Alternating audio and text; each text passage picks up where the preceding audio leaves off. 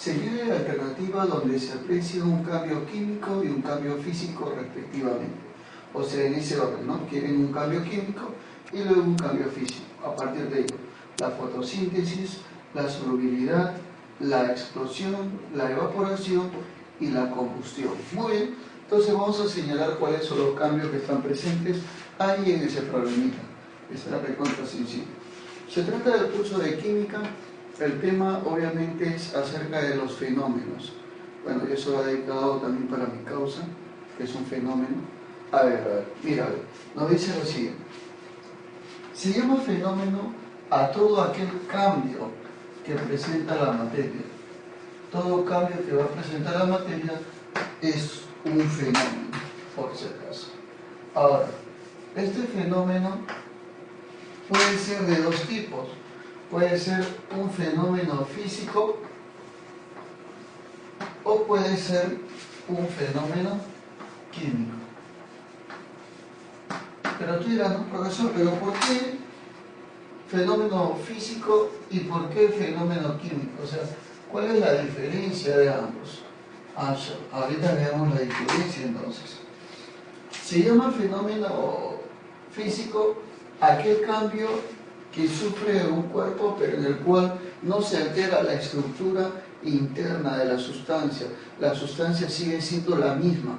Por ejemplo, si a mí se me cae una tiza, ese es un fenómeno, pero es un fenómeno físico. ¿Por qué? Porque la tiza no deja de ser la misma, o sea, la sustancia no cambia. O si se me rompe ya aparece otra cosa. No, por supuesto, ¿no? La tiza sigue teniendo la misma composición, la misma estructura. Entonces, ese es un fenómeno físico. Muy bien, entonces decimos cambio donde no se altera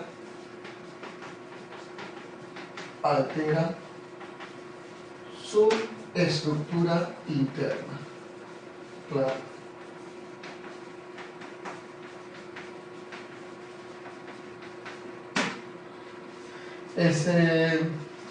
Sigue siendo la misma sustancia, ponemos. Sigue siendo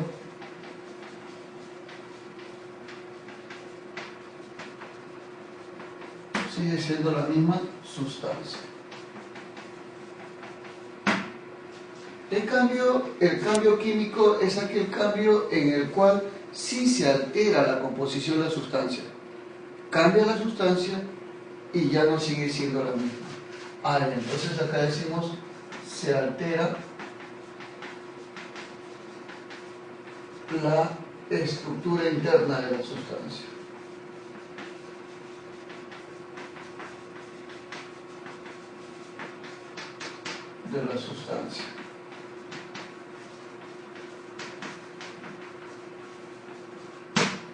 Se altera la estructura interna de la sustancia y se genera otra. ¿Cómo es eso, profe? A ver un ejemplo. Por ejemplo, cuando yo quemo la madera, cuando tú quemas la madera, luego de haberlo quemado, el resultado ya no es el mismo del anterior. La madera cambia totalmente, si te das cuenta, ¿o no? Por supuesto. O sea, está cambiando tras una combustión. A ese proceso se le llama combustión, el quemado de la madera. Entonces, profesor, ¿eso sería un cambio químico? Por supuesto. En el cambio físico no se alteran las propiedades, en cambio en el cambio químico sí se alteran las propiedades cambian radicalmente. Entonces, son dos cambios totalmente diferentes. Y de acuerdo a los ejemplos que me están dando, diremos, a ver, profesor, ¿la fotosíntesis sería un cambio físico o un cambio químico? Bueno, la fotosíntesis es el proceso por el cual una sustancia suele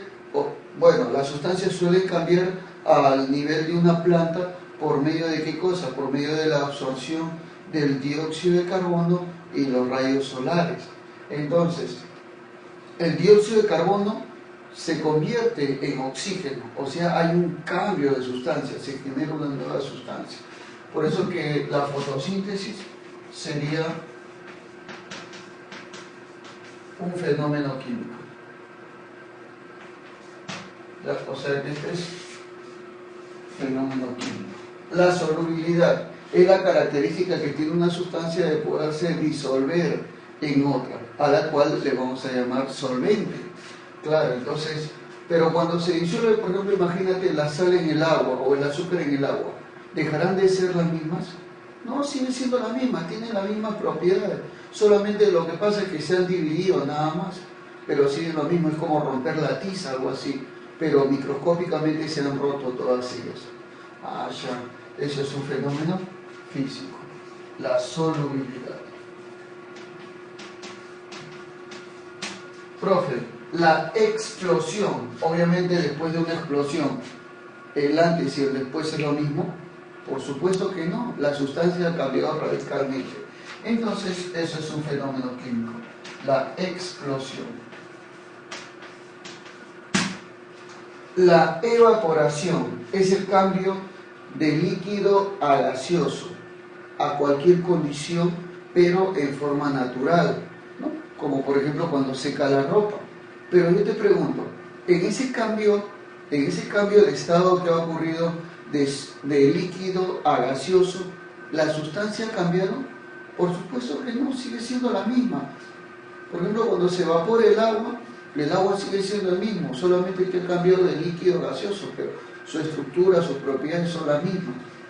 A eso le llamamos cambio físico, la evaporación. Cuando nos referimos a las propiedades, estamos hablando de las propiedades químicas, por si acaso. ¿Ya? Porque de repente me profesor, pero si es de líquido a gas, ya tienen otras propiedades físicas, claro, eso sí, las propiedades químicas. O sea, los enlaces, ¿no? La forma estructural molecular, todo ello. Combustión. En una combustión, como por ejemplo cuando prenden la cocina, por ejemplo, el gas propano se convierte en energía, o sea, y liberando, obviamente, ¿qué cosa, profesor? Liberando dióxido de carbono. Claro, por supuesto. Y vapor de agua, dicho sea de paso. Entonces, en ese caso, nosotros vamos a ver de que la sustancia está cambiando. Lo que inicialmente era el gas propano y era el oxígeno, luego ahora va a ser dióxido de carbono y vapor de agua. O sea, la sustancia cambió radicalmente. ¿Te das cuenta? Entonces, ese es un cambio químico. Combustión, vamos a ver. Bueno, estos son algunos ejemplos, ¿no? O sea, la solubilidad es un cambio físico, explosión, cambio químico, evaporación, cambio físico y combustión, cambio químico. Muy bien, y me dice, señale un cambio o fenómeno químico y un cambio o fenómeno físico respectivamente, o sea, químico y físico. A ver, 1 y 3, 1 y 3, 1 y 3, no, 1 y 3 los dos son químicos. 1 y 4, a ver, 1 y 4, ah, claro, ese sería, pues, ¿no? Claro, por supuesto, 1 y 4, químico y físico, esa es la clave. A ver, profe, si hay más de una respuesta, a ver, por si acaso verificamos. La C dice 1 y 5, 1 y 5, no, los dos son químicos. La D dice 2 y 4, 2 y 4, o sea, los dos son físicos. Y 3 y 5, 3 y 5, no, los dos son químicos.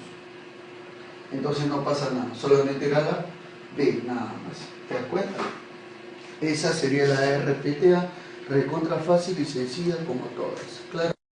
El núcleo del flúor se representa por F199. La cantidad de neutrones que hay en el núcleo de flúor es, bueno, entonces vamos a calcular la cantidad de neutrones que habría en, obviamente, ese núcleo de flúor. Bueno, en primer lugar vamos a ver un breve concepto antes de resolver ese problemita que está sencillísimo, déjame decirte. ¿Qué cosa es el núcleo? El núcleo simplemente es la representación matemática del núcleo de un átomo, en el cual están presentes dos términos muy importantes. A ver, vamos a poner acá. La Z y el número A, recontra conocidos. Donde la Z del zorro es llamado número atómico. Número atómico. Y la A es llamado número, pero número de masa. bien, esta E representa el elemento químico.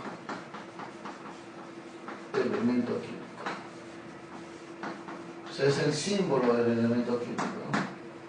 Claro, o sea, si se trata del oxígeno, este sería O, si se trata del cloro, este sería Cl, etc. Claro, número atómico y número de masa. Lo que se cumple matemáticamente es que el número A es igual a Z más N. Eso es lo que se cumple. Bueno, profe, yo ya sé que A es el número de masa, Z es el número atómico, pero ¿a qué será igual N? N es el número de neutrones.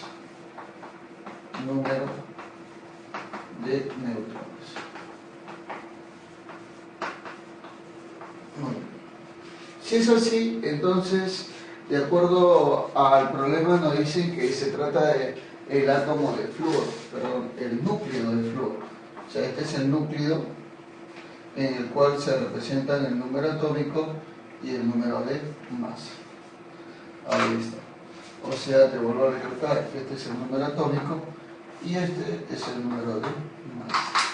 Entonces se cumplirá que A, que es igual a Z más N, tal y como lo ves acá, será igual a, el número de masa vale 19, igual a Z, que vale 9, más N.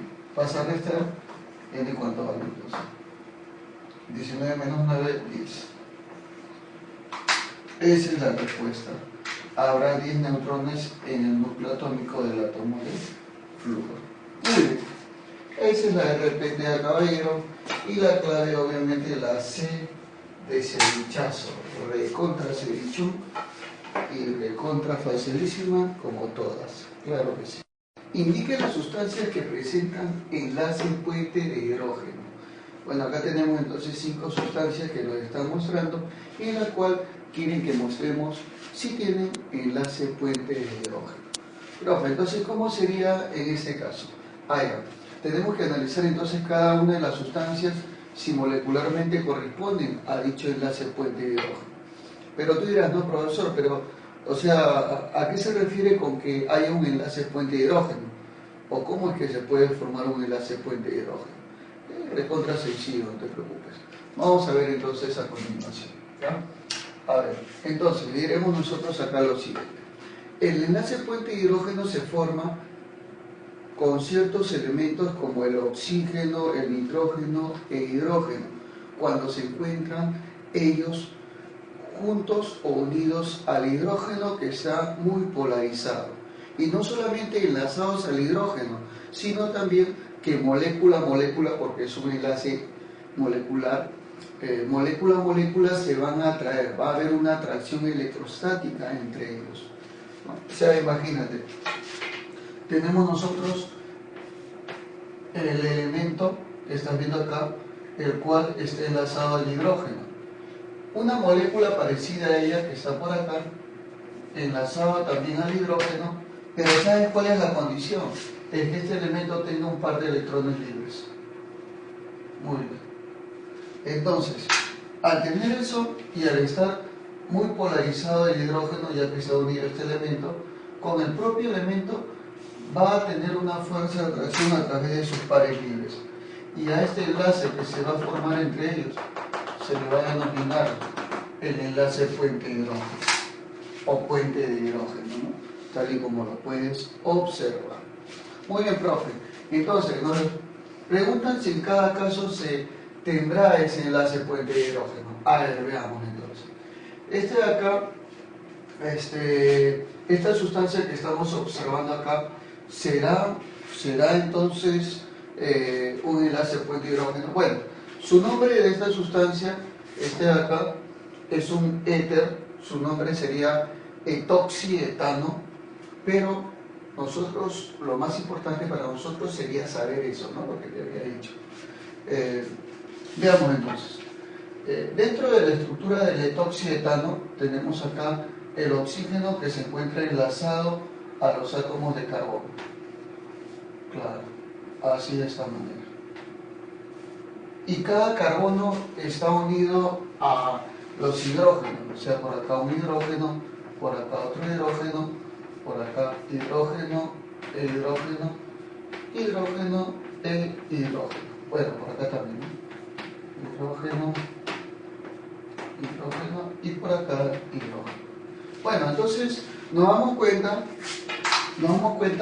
de que esta molécula, bueno, aparte de los dos enlaces que tiene pares libres, dos pares de electrones libres. Posiblemente sí podrá tener un enlace puente hidrógeno.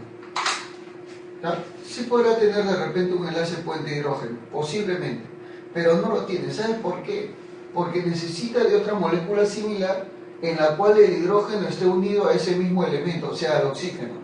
Pero date cuenta que el hidrógeno nunca se unió al oxígeno, sino el hidrógeno está unido al carbono. Entonces, como no es así, el hidrógeno no se polariza y no forma el enlace puente hidrógeno. O sea, diremos, acá no existe, no hay enlace puente hidrógeno. ¿Te das cuenta? Así de simple. Profe, y en este acá, en el amoníaco, a ver, en el amoníaco que está unido obviamente a 3 hidrógenos, habrá enlace puente hidrógeno. Este amoníaco tiene 2 electrones libres dentro de su estructura. Entonces, al tener 2 electrones libres y al tener un hidrógeno que está enlazado al mismo elemento químico, entonces ya tiene la condición necesaria para formar un enlace puente de hidrógeno. ¿Te das cuenta? O sea, el hidrógeno unido al elemento químico y el elemento químico con un par de electrones libres. Entonces, acá sí diremos, profesor, acá sí existe, siempre existirá enlace puente de hidrógeno. O sea, por mientras ya vamos diciendo, este acá no presenta y este acá sí presenta, por supuesto. Profe, ahora veamos el de acá, ¿no? Veamos el de acá, si presenta o no enlace puente de hidrógeno. A ver, entonces, a esta sustancia, bueno, es un aldehído tal y como lo pueden ver acá, claro que sí. Entonces, tal y como lo puedes ver, se conoce como el etanal, por si acaso, ese es su nombre. Entonces veamos si el etanal tiene o no un enlace puente de hidrógeno, y eso tú te vas a guiar a partir de la fórmula que está presente. ¿Cómo sería la fórmula, profesor? Sería así, 2 carbonos unidos, vamos a ponerlo por acá, 2 carbonos unidos, este carbono unido al oxígeno y al hidrógeno, y luego este carbono unido a 3 átomos de hidrógeno. Entonces, profesor, la pregunta más grande y más maravillosa es, ¿existirá enlace puente de hidrógeno? Veamos. El elemento químico que podría formar enlace puente de hidrógeno sería el oxígeno, el cual tiene en este caso 2 electrones libres. Formidable. Pero date cuenta que ningún hidrógeno está unido al oxígeno. ¿Te das cuenta? Entonces, como no está enlazado ningún hidrógeno al oxígeno, entonces no puede presentar enlace puente de hidrógeno. Ah, ya. Entonces diremos, profesor, acá no hay enlace puente de hidrógeno, por supuesto. Muy bien, profesor, ya estamos viendo entonces 2 casos en los cuales no hay y este caso sí tendría. Ahora, profesor, el caso de este de acá, que sería un alcohol conocido como el etanal o alcohol etílico, como quiera decirlo, y que es bastante sabroso, en el cual hay 2 átomos de carbono unidos por enlace simple y este unido al átomo de oxígeno, el cual se une por enlace simple al hidrógeno. Por acá tenemos otro hidrógeno, otro hidrógeno, otro hidrógeno por acá, hidrógeno por aquí e hidrógeno por acá. Pero este átomo de oxígeno, bueno, al estar enlazado con el hidrógeno y con el carbono por 2 enlaces simples, tiene también electrones libres. Claro que sí, tendrá por acá 2 electrones libres, 2 pares de electrones libres. Pero este par de electrones libres le es suficiente como para formar enlace puente de hidrógeno. y con el hidrógeno que está unido al mismo elemento, mira, te das cuenta, está unido al elemento. Entonces ahora sí ya podemos decir de que forma enlace puente hidrógeno. Cuando otra molécula esté asociada a él, el hidrógeno que esté enlazado con alguien similar tendrá ese enlace, esa fuerza electrostática para formar enlace puente de hidrógeno. O sea, acá sí existe enlace puente de hidrógeno. Muy bien, profesor, recontra fácil y sencillo. A ver, y por último, veamos si este de acá presenta o no enlace puente de hidrógeno. Ya, pues veamos entonces. Tenemos acá el carbono unido a 3 átomos de hidrógeno. Ah, ya, el nombrecito de eso, profesor, se le conoce como claro, el ácido etanoico, o también llamado ácido acético. Es el ácido que se encuentra presente en el vinagre, por si acaso. Muy bien, profe, entonces sería acá el otro carbono, enlace doble con el oxígeno, enlace simple con el oxígeno, y acá enlace simple con hidrógeno. Bueno, entonces, profesor, acá hay electrones libres, claro que sí. Aquí habrían electrones libres, tal y como lo puedes observar, pero este par de electrones libres que estamos observando, esos pares de electrones libres que estamos viendo, no tienen la cualidad, no tienen la capacidad de enlace puente de hidrógeno. ¿Por qué? Porque no hay ningún hidrógeno enlazado a este mismo oxígeno. Por eso decimos que este oxígeno no puede formar enlace puente de hidrógeno. Pero ahí nomás no te preocupes, no se queda ahí. Porque mira, si te das cuenta, este otro oxígeno tiene también 2 pares de electrones libres. Y este par, o el otro, como tú quieras, también tiene la cualidad de formar enlace puente de hidrógeno. Y también hay la cualidad o la casualidad de que el hidrógeno esté enlazado a él. Y como el hidrógeno está enlazado a él y tiene un par de electrones libres, entonces sí presenta enlace puente de hidrógeno, porque con otra molécula similar se atraerá. O sea, decimos, sí existe enlace puente de hidrógeno.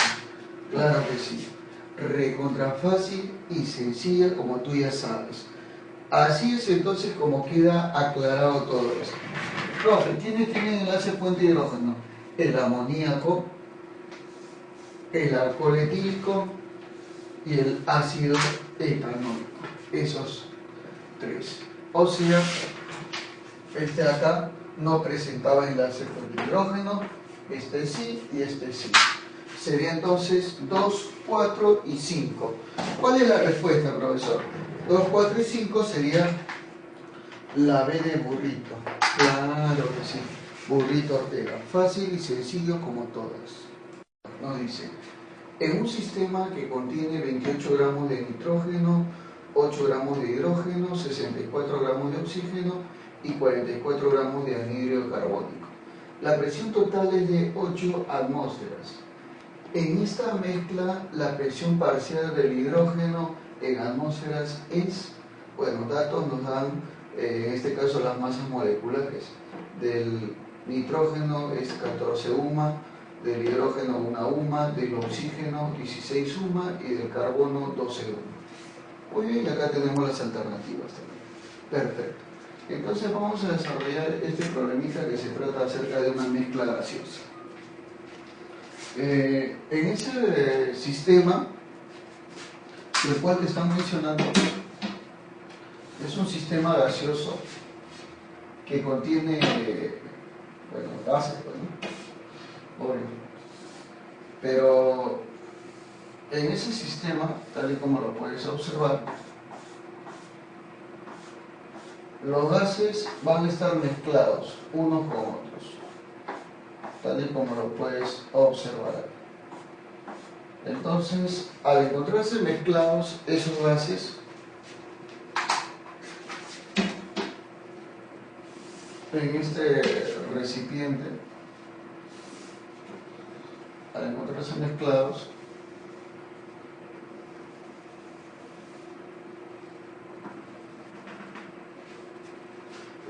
nosotros vamos a tener diferentes tipos de gases. ¿Cuáles son, profesor? son nitrógeno, hidrógeno, oxígeno y anhídrido carbónico. O sea que acá se le han echado 4 tipos de gases. Y para que los veas, son los siguientes. A continuación mencionaremos a estos gases. Nitrógeno, N2 es el gas. Hidrógeno, el gas sería H2. Oxígeno, O2. Y anhídrido carbónico sería CO2. Muy bien, entonces son los gases que están contenidos en el recipiente tal y como lo puedes observar ahí. Bueno, de estos gases lo que yo necesitaría de repente es calcular el número de moles que representa ahí. Pero profe, ¿cómo se obtiene el número de moles? El número de moles se obtiene como el cociente de la masa de una sustancia entre su masa molecular. Claro que sí. O sea, para el caso del nitrógeno, el número de moles al cual le voy a poner N1 sería su masa. ¿Pero cuánto es la masa del nitrógeno? 28. Sobre su masa molecular. ¿Cuánto es su masa molecular? Como la masa atómica es 14 y son 2 nitrógenos, el doble de 14 es 28. Ah, ya, o sea, quiere decir que el nitrógeno tiene 1 mol. 28 entre 28 es 1 mol. Muy bien, profe. Para el caso de el hidrógeno, el número de moles, le voy a poner N2, sería la masa. ¿Cuánto es de hidrógeno? Ah, ya, 8 gramos. O sea, sería arriba 8 y abajo entre su masa molecular, que bueno, su masa atómica es 1, pero como son 2 por 1, 2. 8 entre 2, 4. 4 moles, o sea, hay 4 moles de hidrógeno. Muy bien, profesor. Ahora para el siguiente. Para el oxígeno, su número de moles, N3 le voy a poner, sería también masa entre masa molecular. La masa del oxígeno, según el problema, es 64 gramos. 64 gramos. Y su masa molecular sería, como el oxígeno tiene masa atómica 16 por 2, sería 32. Dividiendo estos dos, me daría 2 moles. Muy bien. Ah, ya, profesor. Perfecto, perfectísimo. Así como debe ser. Muy bien. Y ahora por último, el número de moles de N4 lo vamos a poner. Sería la masa del anhídrido carbónico, que es 44 gramos, sobre su masa molecular. Bueno, el carbono tiene masa atómica 12 y 2 oxígenos, ya hemos dicho hace rato que era 32, porque era 16 por 2, 32. 32 más 12 es 44. Ah, ya, te lo vuelvo a recalcar, ¿ya? La masa molecular del CO2 sería la suma del carbono más el oxígeno. Un carbono tiene 12 y un oxígeno tiene 16, pero como son 2, 16 por 2, 32. 32 más 12, 44. Eso se pone abajo. 44 entre 44, el primer dato está acá. Eso sale 1 mol. Muy bien, ahora sí, el problema ya está prácticamente resuelto. ¿Por qué, profesor? Porque me están pidiendo determinar la presión parcial del hidrógeno. A ver, en primer lugar, una presión parcial se obtiene así de esta manera. Presión parcial es igual a la presión total multiplicado por la fracción molar, donde la fracción molar es el número de moles de la sustancia que se refiere sobre el número de moles totales. Así se calcula la presión parcial, por si acaso. Ah, ya. O sea, por ejemplo, en este caso, la presión de quién me están pidiendo, del hidrógeno, que sería E2. La presión total, según el problema, dice que es 8 atmósferas, porque dice una presión total de 8 atmósferas. Ahí, acá vale 8. El número de moles del hidrógeno vale 4 sobre el número de moles totales. Profe, ¿cuál es el número de moles totales? La suma de estos caballeros. O sea, tendrías que sumar 1 más 4 más 2 más 1. ¿Cuántos son? 8, muy bien. 8 moles es el número de moles totales. Ah, ya, o sea que acá abajo va 8. Y se me va, mira. ¿Y me queda cuánto? Ah, ya, me queda 4 moles. Perdón, 4 atmósferas que estoy hablando. 4 atmósferas. Esa sería la RTTA, caballero. La clave, obviamente, la de dedito. Claro que sí. Recontra fácil y sencilla como todas. Muy bien. Hace la siguiente reacción y calcule la masa de óxido de calcio a partir de 200 gramos de calcio. Tenemos acá una ecuación química en la cual, por ejemplo, el calcio se ha combinado con el oxígeno y te brinda la cal viva, ¿no? O sea, el óxido de calcio. Y bueno, tenemos acá datos acerca de las masas atómicas de estos elementos. Muy bien, muy importante para ti y obviamente para tu desarrollo. Entonces, inmediatamente ahorita tú lo vas a hacer y luego procederemos a hacerlo, ¿no? Bueno, el tema del cual estamos hablando, obviamente, es de estequiometría.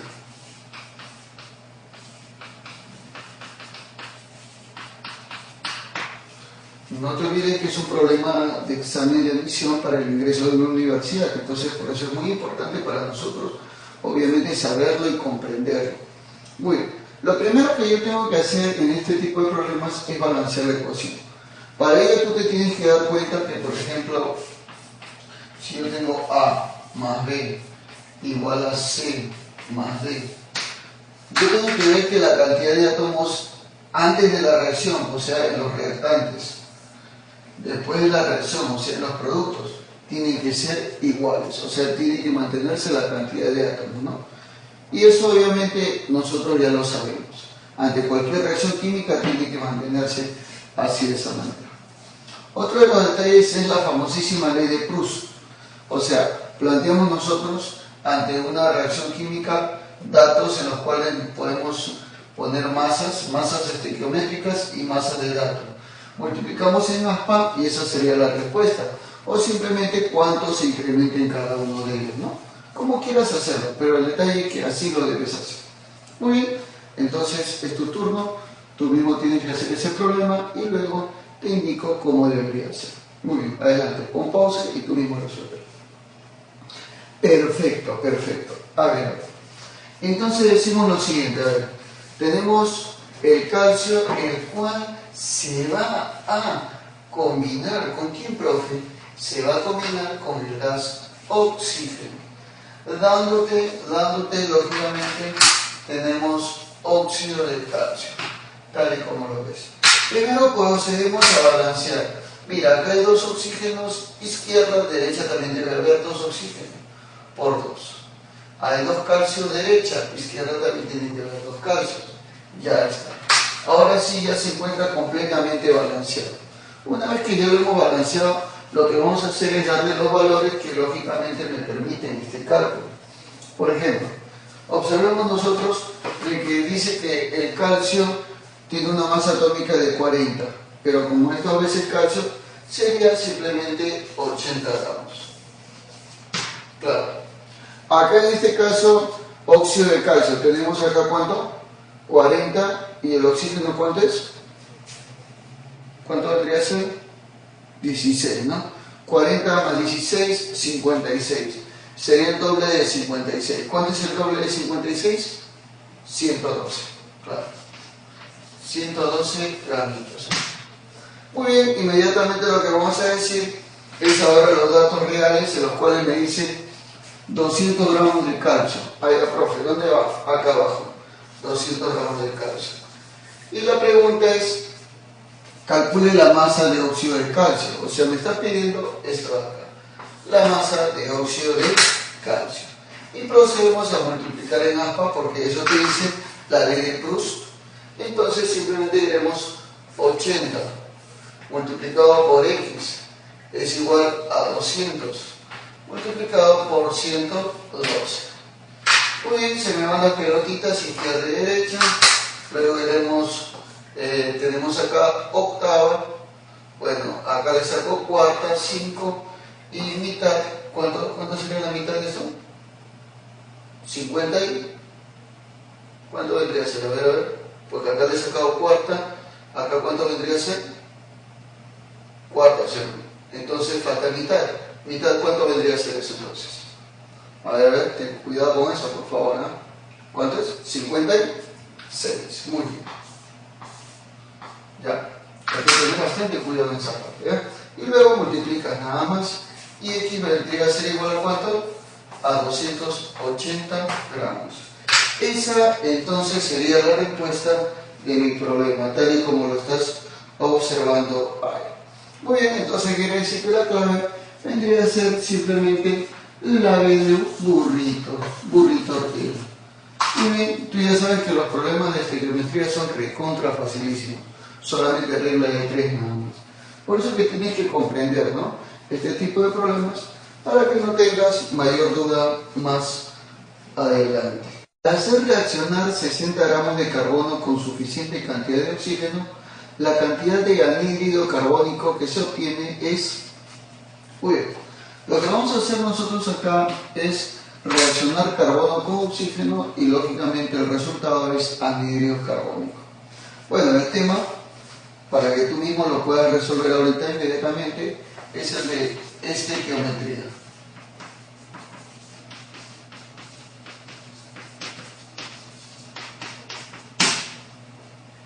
Tenemos, en este caso, por ejemplo, tenemos leyes muy importantes, como por ejemplo la ley de Lavoisier, tenemos la ley de Proust, tenemos por ejemplo la ley de Dalton, ¿no?, que son leyes obviamente que se definen bastante en lo que es la estequiometría. Muy bien, entonces de acuerdo a ello tú vas a aplicar lógicamente tus conocimientos. Lo que yo te voy a dejar ahorita es la ecuación, obviamente, en este caso de la síntesis del anhídrido carbónico. O sea, el carbono, lógicamente, ¿no?, en estado sólido, se va a combinar con el oxígeno en estado gaseoso, dándote el anhídrido carbónico, lógicamente, en estado gaseoso. Esa sería entonces la ecuación, lógicamente, que me va a servir a mí para poder calcular.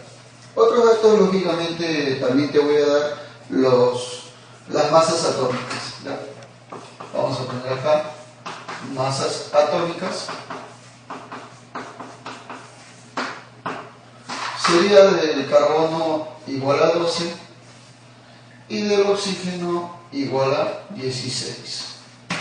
Muy bien, claro, todos en unidad de masa atómica, o sea, en 1, ¿no? Claro que sí. Muy bien, entonces, ya dispuesto a eso, tú vas a poder calcular lo que te están pidiendo, ¿no? Entonces, provecho, por favor, adelante, yo quiero que tú mismo lo hagas. Pon pause y procede a resolverlo con esos datos que te dan, ¿no?, que obviamente son eficientes. Aplica la ley de Proust, de las proporciones definidas, ¿no? ¿Cómo es eso? No, Proust nos dice que cuando dos elementos se combinan, obviamente la proporción se mantiene definida después de la combinación. ¿Cómo es eso, profe? O sea, si tú vas a plantear un aspa, ese aspa puede ser antes de la combinación o después de la combinación, o sea, en cualquier parte. Eso es la ley de Proust. Aplica la ley de Proust, por favor. Ya, pon pause y ya. Ya, perfecto.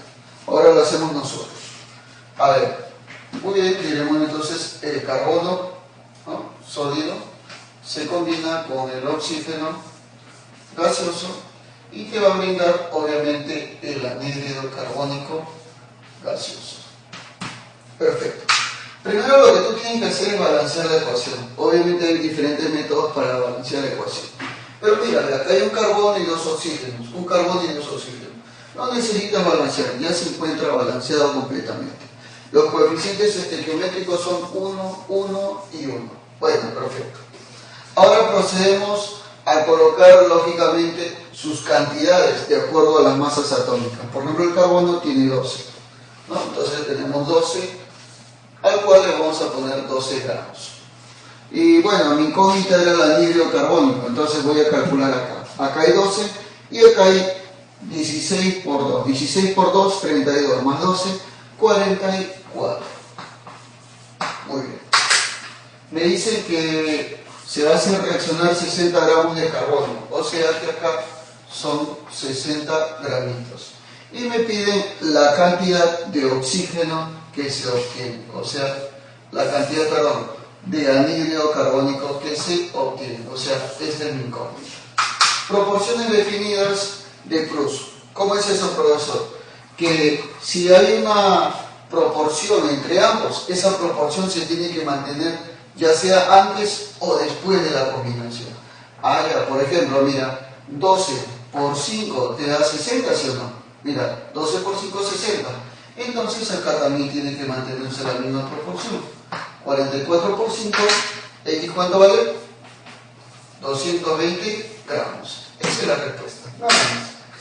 Qué recontra fácil estuvo esto. ¿Te diste cuenta, sí o no? Aplicamos simplemente la ley de Proust. Tal y como lo estás observando ahí en el problema. Muy bien. Entonces, te invito a que tú también pruebes la ley de Lavoisier, la ley de Dalton. Bueno, eso también lo puedes encontrar en un material didáctico que tenemos acá en nuestra página. Claro, busca nomás el tema de geometría. Te invito a que veas para que puedas hacerlo todo fácilmente. La relación entre el ácido sulfúrico en forma acuosa y el hidróxido de sodio en forma acuosa es lo que se representa en la siguiente ecuación. O sea, ácido sulfúrico en forma acuosa más hidróxido de sodio en forma acuosa nos va a dar agua en forma líquida más el sulfato de sodio en forma acuosa. Calcula el valor en mililitros de ácido sulfúrico a una concentración de 0,10 molar que se necesita para neutralizar 10 mililitros de hidróxido de sodio a una concentración de 0,20 normal. Bueno, acá es la N, no se ve muy bien, pero bueno, ahí debe estar la N por si acaso. Muy bien, entonces acá tenemos las alternativas que nos están pidiendo. Estamos ante un problema de soluciones, pero en este caso con neutralización. Muy bien, las sustancias que se van a neutralizar y van a obviamente cambiar sus propiedades son, en primer lugar, el ácido sulfúrico, H2SO4, en forma acuosa, tal y como te lo dice.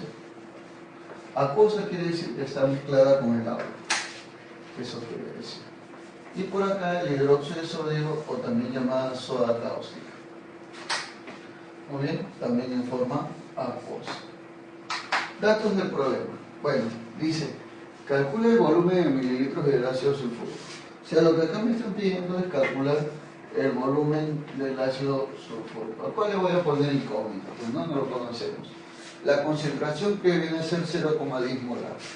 O sea, en el primer caso su molaridad vale 0,10 molar.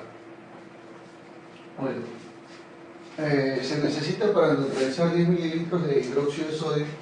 O sea, en este otro caso tenemos su volumen. Pues le pongo esos dos, que vale 10 mililitros. Pero su concentración es 0,20 normal. Ahí, profe. La normalidad del segundo vale 0,20.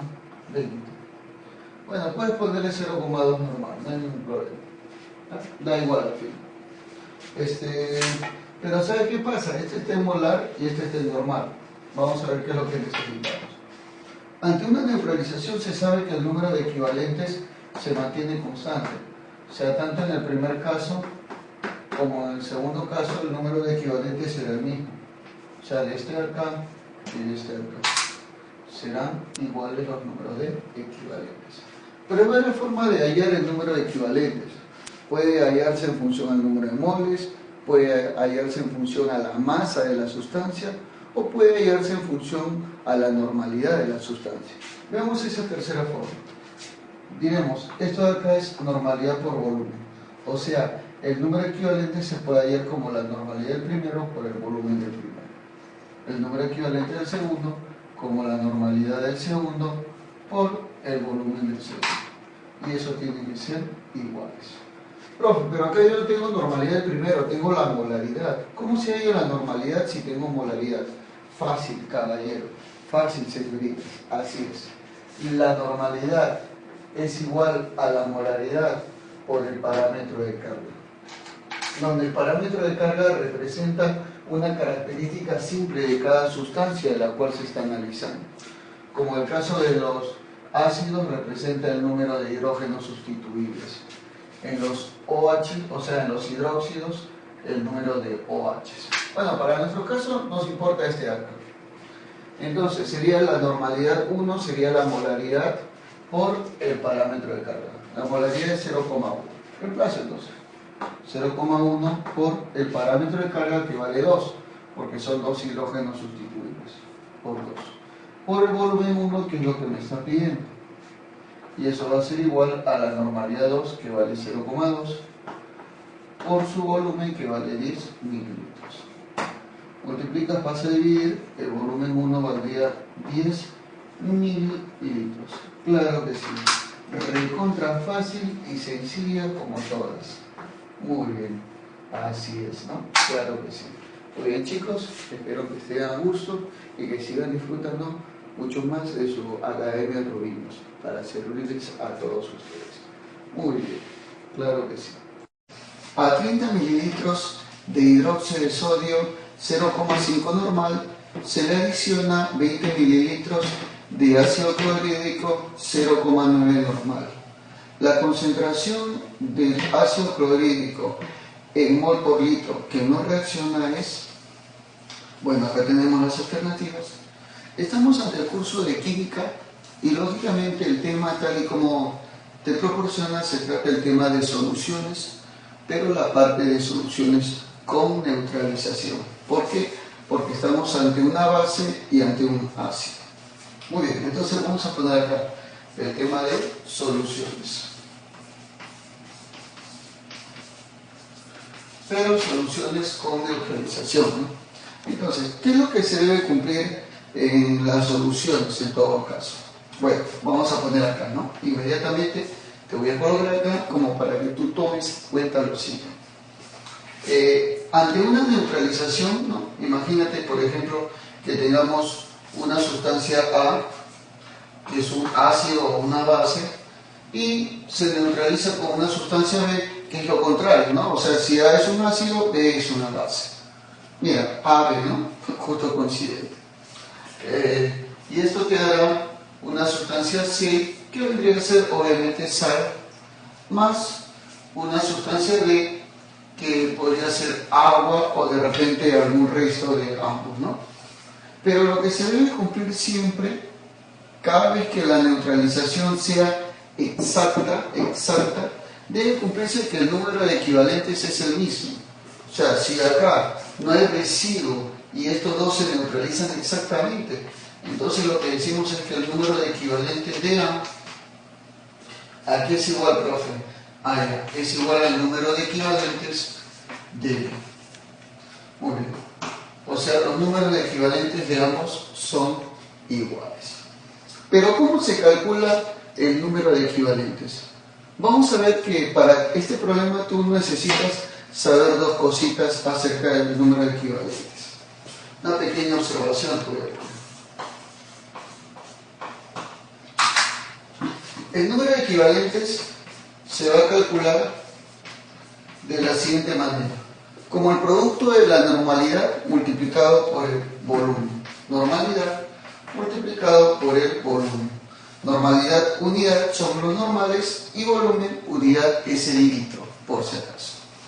Muy bien. O también se puede calcular como n multiplicado por teta, donde n viene a ser el número de moles y teta viene a ser, ¿qué cosa? Viene a ser el parámetro de carga. Claro, pero como acá me están pidiendo la concentración molar, porque mol por litro también se le conoce como molar, recuerda la formulita que se llama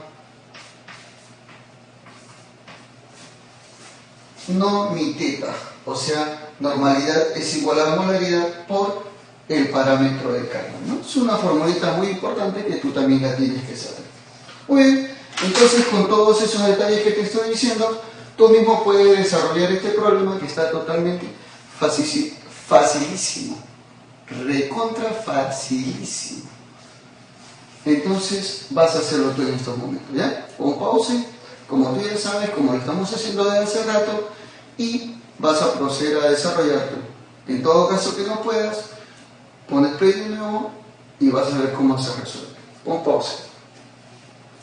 Muy bien. Entonces, continuemos. A ver, ¿cómo sería, profesor, este problema? A ver, vamos a cogerlo de la siguiente manera. Mira, está reaccionando para nosotros, ojo, tenemos la base NaOH y tenemos también el ácido HCl. Ambos reaccionando. Vamos a calcular el número de equivalentes tanto de la base como del ácido. O sea, el número de equivalentes de este con el número de equivalentes de este. ¿Cómo es eso, profe? Claro, fácil. Número de equivalentes, como ya hemos visto, es igual a la normalidad por el volumen. Normalidad acá 0,5 y volumen 30. 0,5 por 30, ¿cuánto es eso? 15, muy bien. 15 por 10 a la menos 3. Profe, ¿por qué por 10 a la menos 3? Porque hay un prefijo mil, pues. Hay que tener cuidado ahí por si acaso. Muy bien, perfecto. Ahora, en este caso, el número de equivalentes sería, ¿a qué sería igual? A ver, número de equivalentes del ácido clorhídrico sería también normalidad por volumen, o sea, 0,9 por 20, sería 18. 18 por 10 a la menos 3. Entonces lo que vamos a ver que entre 15 y 18, ¿cuánto no va a reaccionar? Obviamente 15 tenía que reaccionar con 15, ¿sí o no? Pero acá hay 18, o sea, quiere decir que no reacciona. ¿No reacciona cuánto, profe? Ya, no reacciona 3 por 10 a la menos 3 equivalentes, lógicamente, ¿no? Esa es la parte que no va a reaccionar. Muy bien, ahora inmediatamente lo que vamos a hacer es calcular la normalidad. ¿Te parece? Calculamos la normalidad, que es igual a ¿quién? Al número de equivalentes entre el volumen. Muy bien, profe. Entonces calcula usted la normalidad. La normalidad es igual al número de equivalentes entre el volumen de la solución.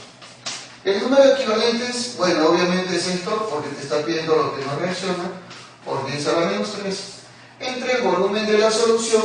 Bueno, como la solución estaba constituida por esta mezcla, ¿qué mezcla, profe? 30 y 20, o sea, estamos hablando de 50 mililitros. En otras palabras, 50 por 10 a la menos 3. Muy bien, perfecto. Se me va, mira, se me va. ¿Y te queda cuánto? 3 entre 50, que es 0,06. Muy bien. Esa es la normalidad, obviamente, de la parte de ácido que no reacciona. Pero no te pide normalidad, te pide concentración molar, porque te está pidiendo mol por litro. Bueno, es lo mismo, déjame decirte. ¿Sabes por qué? Porque como es un ácido, el parámetro de carga vale 1. ¿Por qué? Porque es la cantidad de hidrógeno sustituible. Si hay un solo hidrógeno, nada más.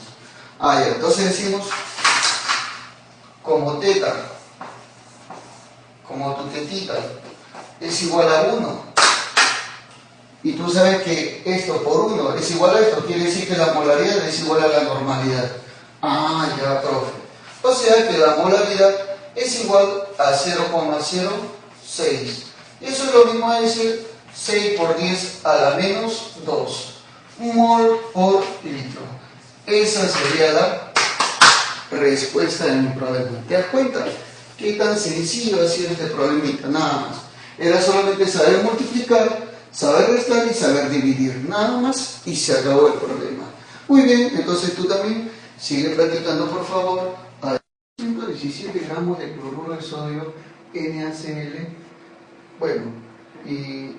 en 54 gramos de agua se obtiene una solución en la cual la fracción molar del soluto es, datos, peso atómico del sodio 23 UMA y del cloro 35,5 UMA. Y bueno, acá tenemos las alternativas que nos están pidiendo.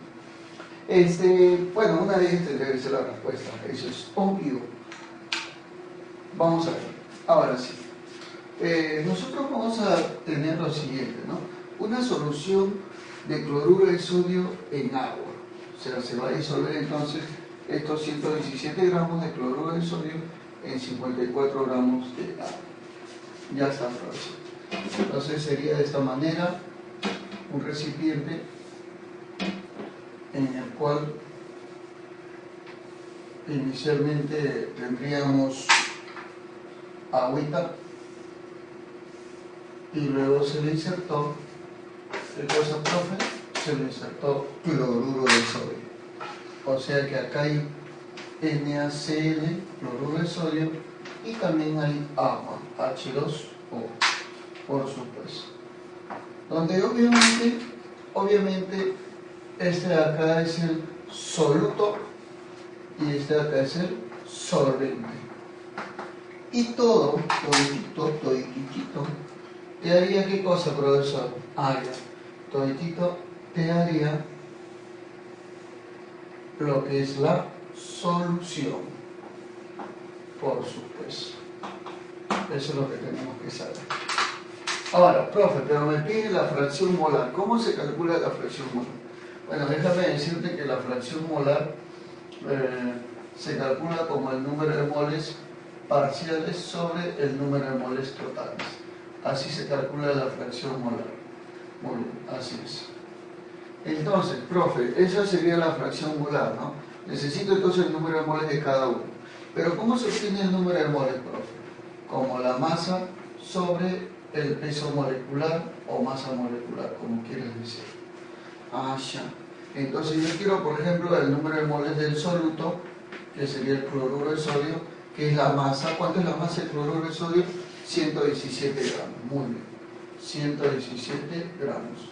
Sobre la masa molecular del cloruro de sodio. Como es NaCl, tiene 1 de sodio y 1 de cloro. O sea, 23 más 35,5. ¿Eso cuánto es, profe?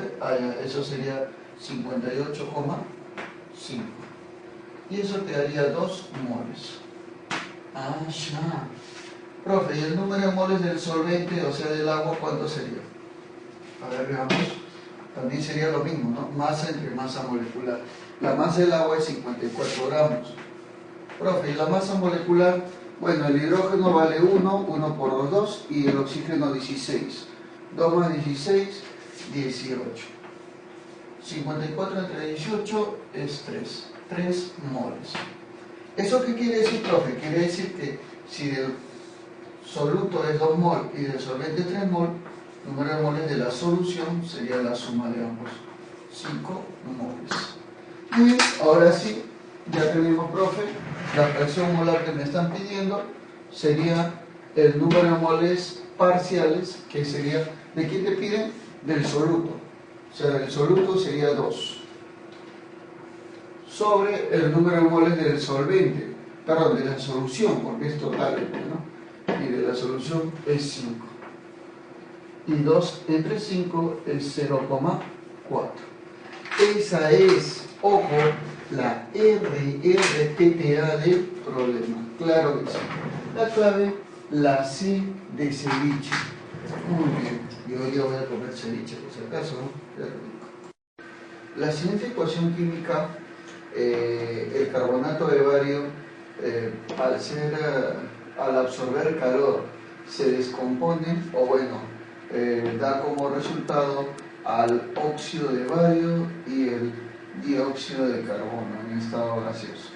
Muy bien, entonces dice, representa una reacción de descomposición y endotérmica, de adición y exotérmica, de descomposición y exotérmica, de sustitución y endotérmica, redox y endotérmica. Muy bien, entonces vamos a ver nosotros cuál sería la clasificación de la reacción de acuerdo a su naturaleza, porque en el tema de reacciones químicas, dichas reacciones se pueden clasificar de acuerdo a la naturaleza de cada una de ellas. Tenemos entonces diferentes tipos de formas de poder clasificar a una reacción química. En primer lugar, una reacción química es un cambio, es un proceso en el cual unas sustancias cambian a otras. Las sustancias iniciales se les conocen como los reactantes. Y estos reactantes luego llegarán a transformarse en otras sustancias a las cuales les llamaremos productos. Muy bien. Entonces, los reactantes se transforman en productos, tal y como lo puedes observar. ¿Está bien? ¿Estamos de acuerdo con ello? Reactantes transformados en productos. Muy bien. Profesor, es correcto lo que usted me está diciendo. Bueno, entonces vamos a ver nosotros que esta clasificación de las reacciones químicas se va a dar de acuerdo a la forma de cómo se producen los productos. También si hay una variación de energía en el cambio, o también de repente si hay una variación de iones. O sea, hay diferentes formas de clasificar una reacción química. A ver, veamos nosotros lo siguiente. Por el medio del mecanismo en el cual se forman los productos, podemos tener lo siguiente. Una sustancia se combina, bueno, vamos a poner un poquito más por acá, para que se vea mejor. Una sustancia A se combina con una sustancia B, y eso te daría una sustancia AB. A este proceso se le conoce, o a esta reacción se le conoce como la reacción por síntesis. Síntesis o adición. También suelen decirle composición, también se le suele decir así. Y si yo tengo lo contrario, o sea, algo parecido a esto, pero si no, lo que pasa es que a partir de una sustancia AB se origina como producto dos sustancias que al ser sumadas dan una sustancia similar a la anterior. A este de acá se le conoce como la descomposición.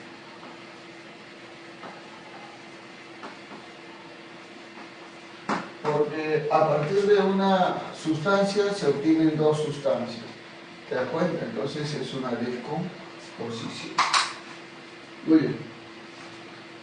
Tenemos nosotros una sustancia A que va a reaccionar con una sustancia BC.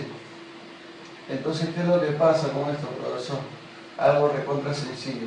La sustancia A le quita su pareja a la sustancia B y la sustancia B queda solita, o sea, sería AC más B. ¿Te das cuenta? O sea, al quitarle su pareja, está sustituyéndolo. Por eso que esto de acá se le conoce como la sustitución. Pero es una sustitución simple, porque hay dos tipos de sustitución. ¿Cómo es eso, profe? Claro, la sustitución doble se da cuando una sustancia, por ejemplo, como AB, reacciona con una sustancia CD. Y esto de acá nos daría, por ejemplo, un cambio de pareja, pero mucho. O sea, si bien es cierto, en el primer caso, esta sustancia cambiaba de pareja con B, él quedaba solito y se quedaba con él, pero ahora va a ser al revés. Ahora A va a cambiar de pareja con C, ¿está bien? Y B va a cambiar de pareja con D, dándote entonces, en este caso, A, D, ¿está bien? Porque B cambia con D, y luego C, D. Muy bien. Entonces, eso es lo que podemos observar. A esto acá se le conoce como el doble desplazamiento o sustitución doble, como quieras decir. Sustitución doble o doble sustitución. Porque se están sustituyendo dos veces, dos a la vez. ¿Te das cuenta? Es como un cambio de pareja. Muy bien. También puede haber una reacción del tipo endotérmica o exotérmica. Esto de acá se da por medio de la variación de energía. O sea, si está presente en nuestros componentes lo que se conocería como variación de energía,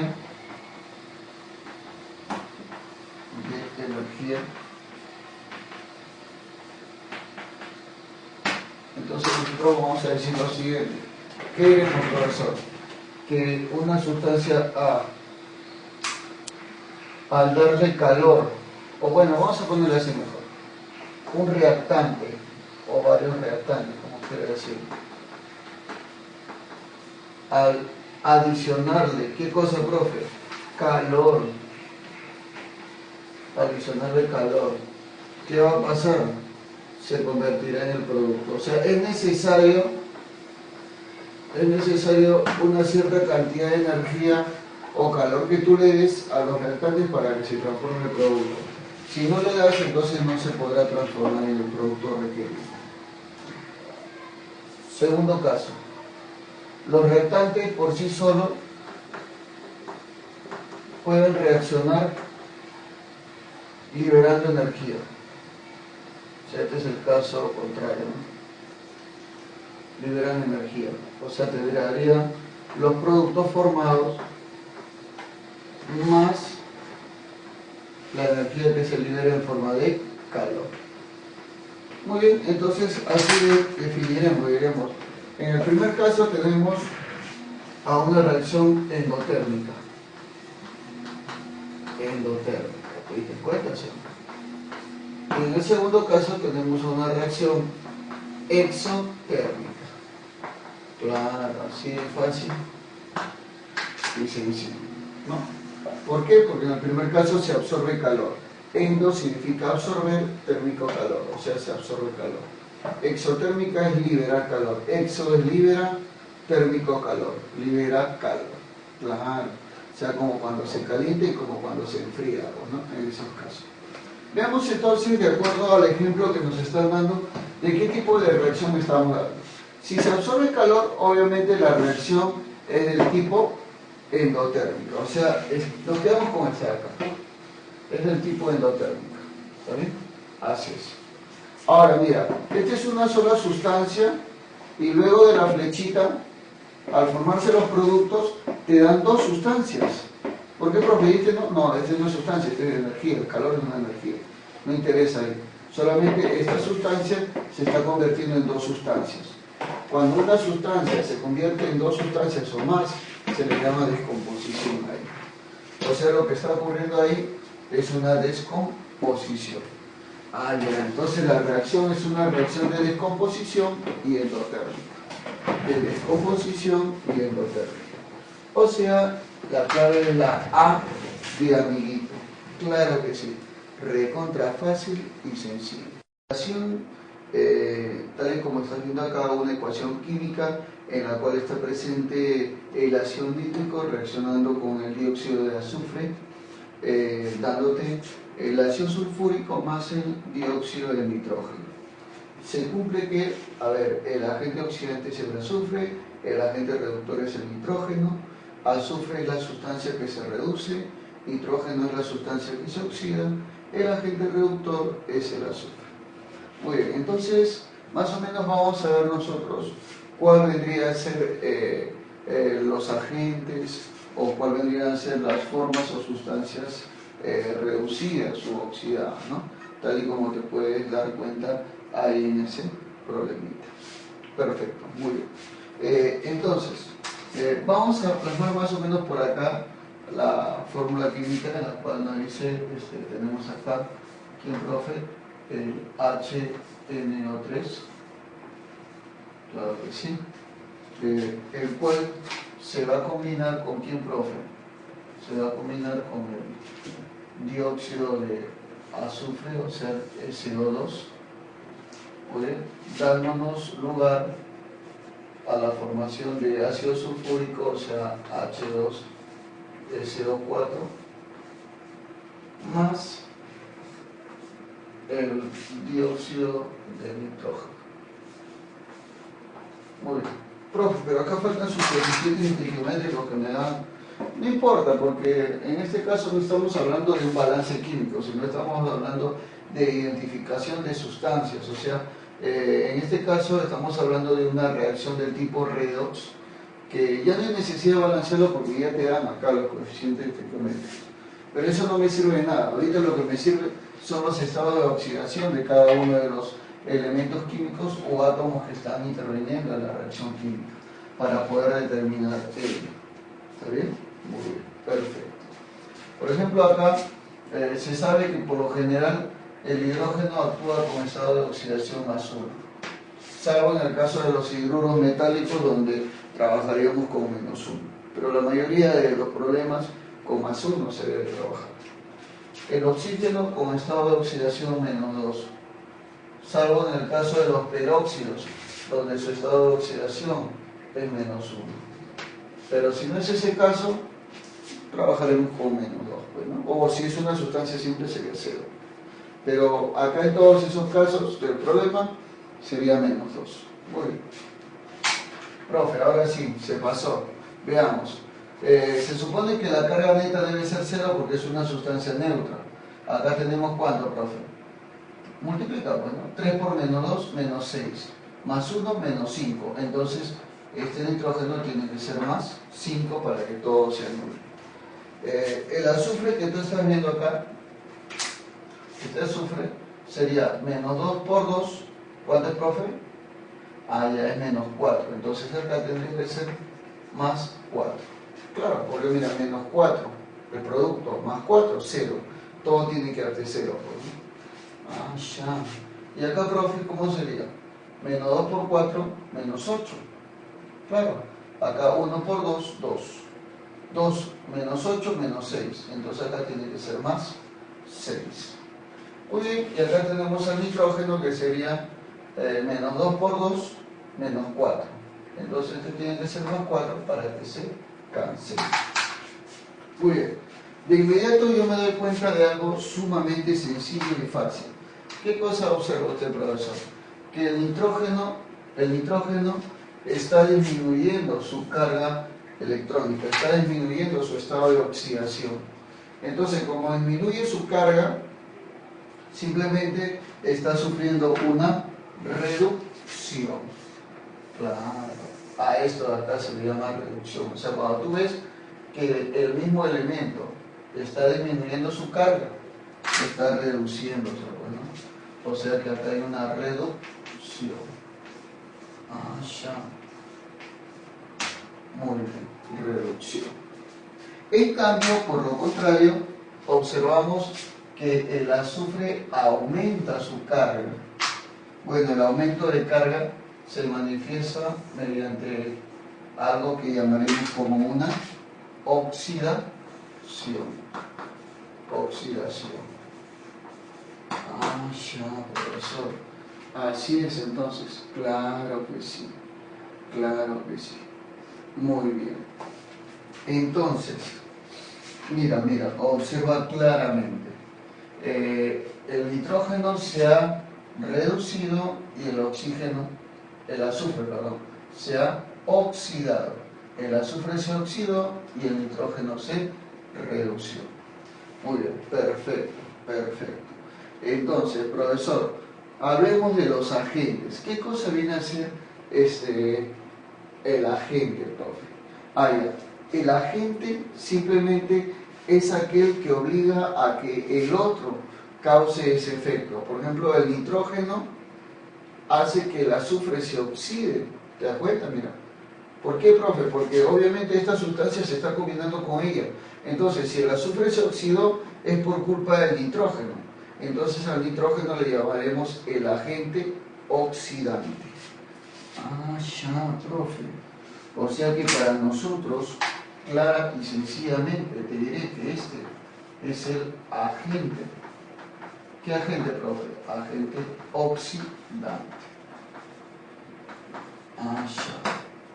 Profe, pero si también lo analizamos ahora desde este punto de vista, el azufre obligó a que el nitrógeno se redujera, ¿sí o no? Claro, porque si el nitrógeno se redujo, o sea, si el nitrógeno sufrió una reducción, fue por culpa del azufre, porque el azufre fue el que intervino en ello.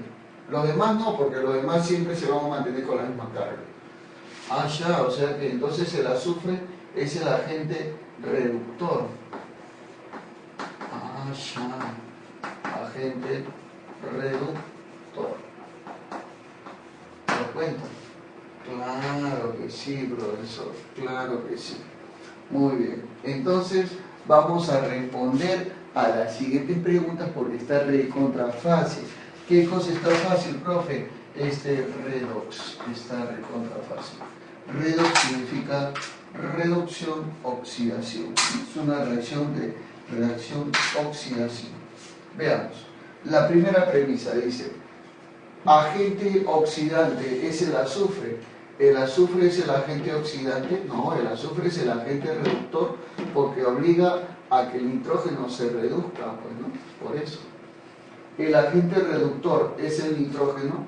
El nitrógeno, no, el nitrógeno es el agente oxidante porque obliga a que el azufre se oxide, pues, ¿no? Por eso. Ah, ya, profe. El azufre es la sustancia que se reduce. A ver, el azufre es la sustancia que se reduce. No, el azufre se oxida, profe. Ah, muy bien. Bien. El nitrógeno es la sustancia que se oxida. El nitrógeno es la sustancia que se oxida. No, profe, el nitrógeno es la sustancia que se reduce, sufre una reducción. Ah, ya, tampoco. El agente reductor es el azufre. El azufre, agente reductor, correcto. Azufre es agente reductor porque obliga a que el nitrógeno se reduzca, por eso. O sea, la clave es la E de Elizabeth. E de Elena también puede ser, ¿no? Claro que sí. Fácil y sencilla como todas.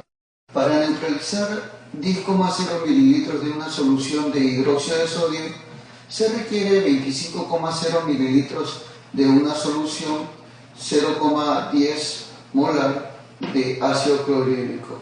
La pregunta es cuál es la concentración de la solución de hidróxido de sodio. Muy bien. El tema del cual estamos hablando es el tema de soluciones en el curso de química.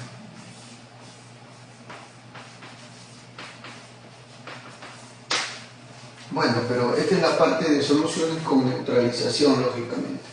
O sea, en una parte de soluciones con neutralización, lo que nosotros podemos observar es que, por ejemplo, cuando nosotros combinemos un ácido con una base, ¿no? Como en este caso el ácido es el HCl y la base es el NaOH. Entonces el producto te dará, ¿qué es lo que te dará? Te dará sal más agua. Entonces decimos ácido, simplemente combinado con la base, te va a dar, en este caso, la sal, vamos a ponerle C a la sal, más el agua que vendría a ser B, simplemente así. Claro, lo que se debe cumplir, por ejemplo, en una neutralización es que el número de equivalentes, lógicamente, en cada uno de los componentes, tanto del ácido como de la base, tienen que ser iguales. Ahí, profesor, o sea, quiere decir que el número de equivalentes se mantiene constante. Claro que sí. Número de equivalentes del ácido y número de equivalentes de la base. Pero la forma de calcular el número de equivalentes, lógicamente, tiene que ver bastante con lo que viene a ser la normalidad multiplicado por el volumen, ¿no? Así como se calcula el número de equivalentes. O también puedes calcularlo en función a la molaridad, que sería molaridad multiplicado por un parámetro de carga y por el volumen, lógicamente. Así también puedes calcularlo de esta manera o así de esta manera. Donde el parámetro de carga significa para un ácido el número de hidrógenos sustituibles y para una base, bueno, el número de OH también, ¿no? Que son sustituibles. Muy bien, entonces eso es lo que va a indicar el parámetro de carga acá en este caso. Perfecto, a ver, aprieta tú un ratito pause, comienza a resolver el ejercicio y luego procedemos nosotros a desarrollarlo. Y vas a ver cómo se debe desarrollar y cómo de fácil es esto. Muy bien, pon pausa. Muy bien, una vez que ya lo intentaste hacer, ahora lo que vamos a decir en la resolución sería lo siguiente, ¿no? Diremos, a ver, ¿cómo sería? Vamos a neutralizar una solución de hidróxido de sodio con ácido clorhídrico. O sea, tenemos ácido clorhídrico con hidróxido de sodio. Ambos se van a combinar y en el producto vas a tener cloruro de sodio más agua. Claro que sí, ¿no? ¿Está bien? Entonces, tal y como estás observando los productos, esto es lo que queda. Bueno, En este caso, el número de equivalentes tanto del ácido como de la base se tiene que mantener constante. Ahí, profesor, o sea, quiere decir que la normalidad por el volumen, o le puedo poner así, molaridad 1 por parámetro de carga 1 por volumen 1 es igual a la molaridad 2 de este por el parámetro de carga 2 y por el volumen 2, lógicamente. La molaridad del primero es lo que te están pidiendo, ¿no? ¿O no? No, es la concentración del NaOH lo que te pide. Bueno, la molaridad entonces del ácido clorhídrico me lo dan de dato, vale acá está. Esa es la molaridad, la concentración molar. Sería 0,10 o 0,1, como quieras decir. El parámetro de carga es el número de hidrógenos sustituibles. Tiene un solo hidrógeno nada más, o sea, sería 1. Y el volumen de la solución, bueno, de esta solución su volumen es 25. Ahí. Por 25. ¿Y eso a qué sería igual, profesor? A la molaridad de la segunda, obviamente, sustancia, que sería el hidróxido de sodio, en la cual te están pidiendo eso, ¿no? Me piden calcular la molaridad el número de OH sustituibles, que solamente es uno solo, o sea, sería por 1, y por el volumen de la solución, que más o menos al comienzo me lo daban directo, ¿no? Dice que vale ¿cuánto? ¿Cuánto vendría a ser eso? 10 mililitros, tal y como lo puedes observar ahí en el problema, ¿no?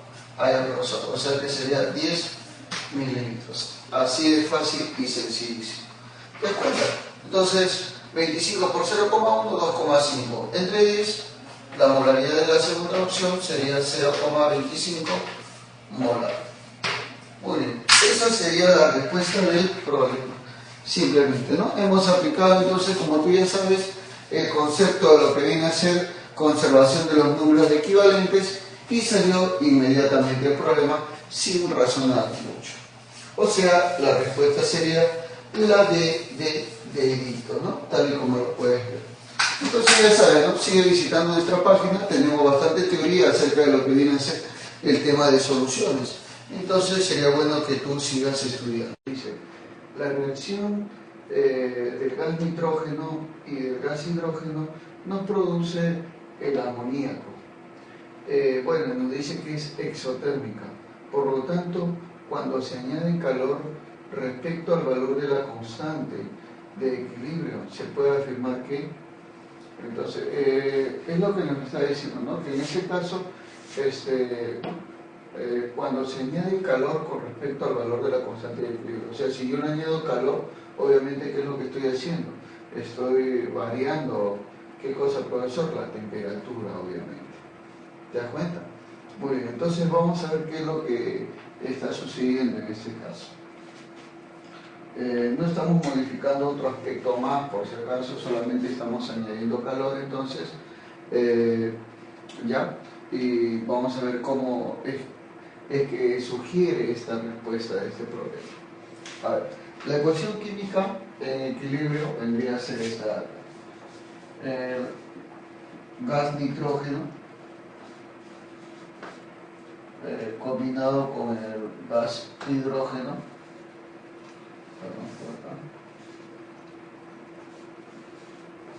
esto de acá te dará la reacción en equilibrio.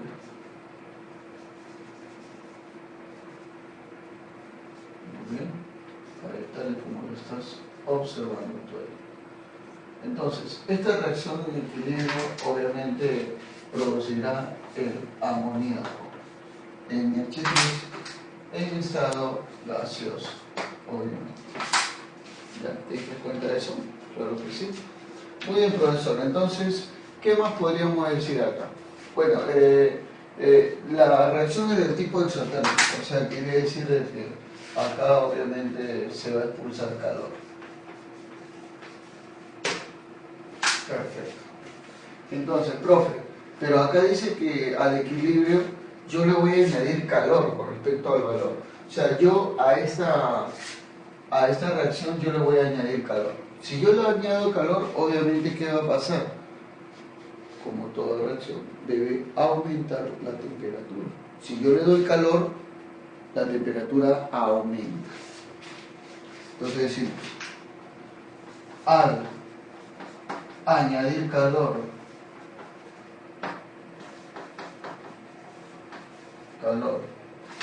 como consecuencia tenemos que aumenta la temperatura.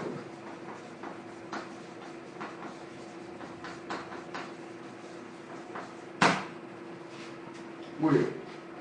Entonces, si aumenta la temperatura, de acuerdo al principio de Le Chatelier, nos dice que cada vez que tú aumentas la temperatura en una reacción química, entonces el equilibrio se desplazará hacia la izquierda. ¿Está bien? ¿Estamos de acuerdo ahí? Claro, y eso se debe a que para que se compense, obviamente, ese equilibrio tiene que desplazarse hacia allá.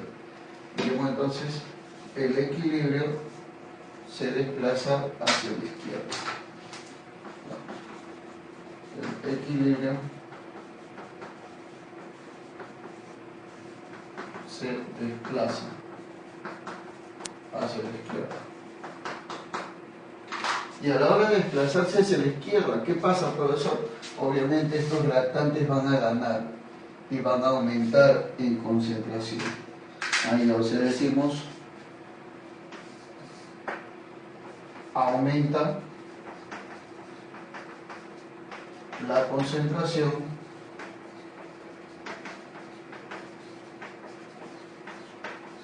de reactantes.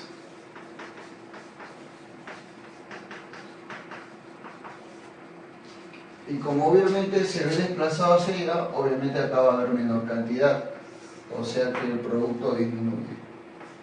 Disminuye la concentración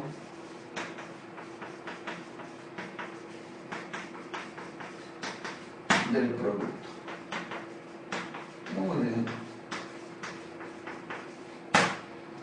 ¿Y qué pasará entonces con la constante de equilibrio? Porque acá nos dice, ¿no? ¿Y qué pasa con la constante de equilibrio? Bueno, en primer lugar, déjame decirte que la constante de equilibrio, K sub C, la constante de equilibrio, se determina de esta manera. Como la concentración de los productos, que en este caso es NH3, producto, sobre la concentración de los reactantes, que vendría a ser N2 y H2. Claro. Pero esto obviamente elevado a su respectivo coeficiente estequiométrico, ¿no? ¿Cómo es eso, profe? No, lo que pasa es que cuando tú balanceaste la ecuación, acá debes haber puesto 3 y acá 2. Entonces, cada uno se eleva a ese coeficiente estequiométrico, o sea, NH3 al cuadrado y el H2 al cubo. Bueno, así es. ¿Te das cuenta? Así es, sí. Muy bien, pero yo me doy cuenta que de acuerdo a la ley de Le Chatelier, el producto va a disminuir, ¿no? Porque habíamos dicho que esta concentración disminuye. O sea, lo de arriba, el numerador se hace más pequeño. Y los reactantes aumentan en concentración, o sea que esto aumenta. Entonces, si lo de arriba disminuye y lo de abajo aumenta, es obvio y conciso que la constante de equilibrio recontra disminuye. Obvio microbio. Así de sencillo y fácil. Entonces, esta es la conclusión que sacamos al añadir calor nada más a esta reacción exotérmica. ¿Te das cuenta? Entonces veamos acá, dice, aumenta la constante de equilibrio al aumentar la temperatura, al elevar la temperatura, no, pues, porque disminuye. Aumenta la constante de equilibrio, no disminuye, o sea, ya pues, al elevar la concentración de los reactantes. Bueno, la concentración de los reactantes sí se eleva, pero la constante de equilibrio no aumenta, pues disminuye, entonces este también es falsa como todas. Disminuye al elevar la presión. Bueno, acá la presión no tiene nada que ver, caballeros, ¿sí? Déjenme decirle, acá solamente hemos analizado concentraciones de acuerdo a la ley del Le Chatelier. Claro, no pasa nada. Disminuye al elevar la temperatura. A ver, allá aumenta la temperatura y la constante de equilibrio disminuye. Muy bien. Esa es la respuesta. La de Dorita. Claro que sí. Es independiente de la presión y la temperatura, no te falsas. Así nos hemos dado cuenta que depende de la variación de la temperatura, si aumenta o disminuye, no puede ser esto entonces. La clave, la D de dedito, por supuesto. Claro que sí. N2O5, ¿no? Tenemos ahí, en estado gaseoso se descompone según la siguiente reacción, tal y como lo estás observando ahí. Este de acá es conocido como el anhídrido nítrico. El anhídrido nítrico, ¿no? Se va a descomponer entonces en ¿qué? En dióxido de nitrógeno y lógicamente en oxígeno gaseoso. Muy bien. Dice, cuando una mol, en este caso de anhídrido nítrico, se descompone en un 40%, la presión total es de 2 atmósferas. Te piden calcular la presión parcial del dióxido de nitrógeno, obviamente en atmósferas, ¿no? Entonces, estas son las alternativas y lógicamente tú vas a proceder a desarrollar este problemita. El tema del cual estamos hablando es acerca del tema de equilibrio químico.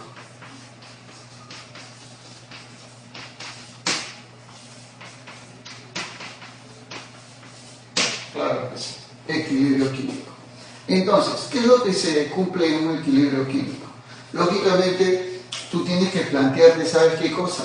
Tienes que plantearte un antes de la situación, un cambio que va a ocurrir, o sea, un intermedio de la situación mediante la reacción química, y luego, cuando ya existe, obviamente, dicho cambio, va a existir un equilibrio.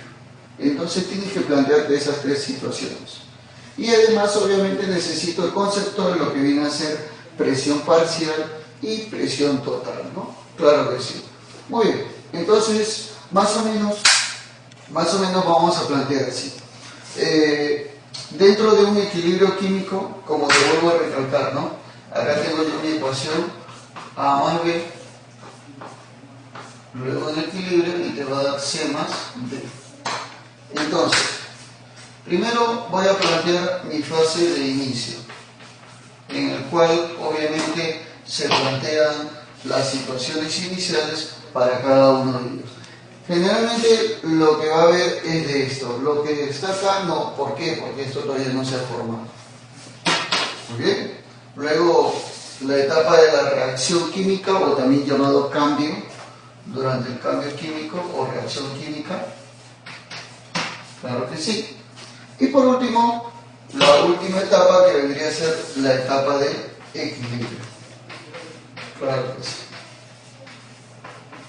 Muy bien. Así sucesivamente, ¿no? Tal y como lo estás observando. Eso es entonces lo que tú tienes que plantear. La segunda observación que te quiero hacer saber es acerca de lo que viene a ser la fracción molar. La fracción molar, obviamente, tal y como lo puedes ver acá, fracción molar, también se le representa con una letra X, ¿no? Algunos suelen representarlo. Esto va a representar simplemente el número de moles. En este caso, de uno de los casos, vamos a ponerle N sub I sobre, lógicamente, el número de moles totales. ¿Está bien? Eso. Pero también, como estamos hablando de presión, también suele ocurrir, ¿no? Presión parcial de uno de los componentes sobre la presión total. Claro que sí. O sea, cualquiera de esas relaciones que tú estás viendo suele sostenerse. Entonces, la fracción molar sería el número de moles, obviamente parciales, sobre el número de moles totales. Y acá también igual, ¿no? Tenemos la presión parcial sobre la presión total. Bueno, aprovecho, te invito a que tú mismo lo resuelvas, pero obviamente pon pausa ahorita. Y de ahí yo voy a proceder a resolverte el ejercicio para que veas cómo se desarrolla adecuadamente. A ver, pon pausa ahorita. Ya, perfecto. Muy bien, entonces continuamos. Ahora me toca a mí. A ver. Entonces decimos, inmediatamente lo que tenemos acá sería la reacción química. ¿Cómo es eso, profesor? Claro, tenemos, en este caso, mira, si la ecuación no está balanceada, obviamente es necesario que tú la balancees. Pero no, bueno, ya está balanceada, ¿no? Diremos entonces 2 veces anhídrido nítrico, obviamente, en estado gaseoso, nos va a dar entonces, en este caso, 4 veces NO2, obviamente en estado gaseoso, y luego esto acá más oxígeno gaseoso, bueno, tal y como lo estás observando ahí. Ya, a ver, entonces, como te había planteado, tienes que formar 3 casos, ¿no? Primer caso, lógicamente tal y como lo estás observando. Segundo caso, nuevamente, ¿no? Claro que sí. Entonces plantearemos eso, nuestro caso ahí, y lógicamente el tercer caso. ¿Ya? ¿Estamos de acuerdo ahí? Ya. Muy bien, entonces esos son los casos que vamos a tomar en cuenta. El caso inicial es en el cual nosotros dice que tenemos 1 mol de anhídrido nítrico, o sea, obviamente todavía no se ha formado las sustancias en la descomposición, quiere decir que estas no pasan nada. Pero sí, acá tenemos 1 mol. Luego, en el cambio, durante el cambio, dice que se va a descomponer un 40%, ¿no? Se descompone en un 40%. O sea, acá se va a descomponer en un 40%. Bueno, mira, para no complicarnos la vida, entonces, como estamos trabajando con porcentajes, como esto es el todo, le voy a poner, ¿sabes cuánto? Le voy a poner el 100%. ¿Qué te parece? Claro, obviamente se refiere al número de moles, ¿no? 1 mol es el 100% del número de moles. 40% se descompone. Bueno, mira, estos coeficientes indican en el cambio, mira. O sea, obviamente 2 es al 40%. Entonces 4, que es el doble, sería el doble de esto, o sea, 80%. Quiere decir que en el cambio se van a formar 80% de dióxido de nitrógeno. Y profe, ¿y este de acá? Ah, ya, mira, esta es la mitad. Entonces, como es la mitad, también sería la mitad de esto. O sea, si este es 40, esto sería 20%. Muy bien, perfecto. Y ahora por último, en el equilibrio. Mira, mira, observa, ¿ya ves? Restas nada más. O sea, había esto al comienzo y ahora esto. Se resta, sería 60%, ¿no? Porque esto teníamos al comienzo y esto es lo que se descompone. Ahora tenemos esto. Esto es lo que se forma, 80%, y esto es lo que se forma, 20%. Muy bien, perfecto. Creo que el problema ya se acabó. Vamos a aplicar esto de acá. ¿Está bien? Profe, pero usted tiene que decirme en función a qué sustancia estamos hablando. Yo no te lo digo, te lo dice el problema, caballero. Mira, mira. Ah, pues está. ¿Te das cuenta, sí o no? Claro que sí. Entonces, el número de moles parciales del N2, acá está, mira. 80%. Muy bien. Te voy a colocar entonces 80%. Sobre el número de moles totales. ¿Cómo es eso, profe? Toditito. Tienes que colocar toditito. ¿Te lo coloco? Ya. Te coloco toditito entonces. ¿Cuánto es eso, profe? Toditito sería 160%. Claro, súmate este más este y más este.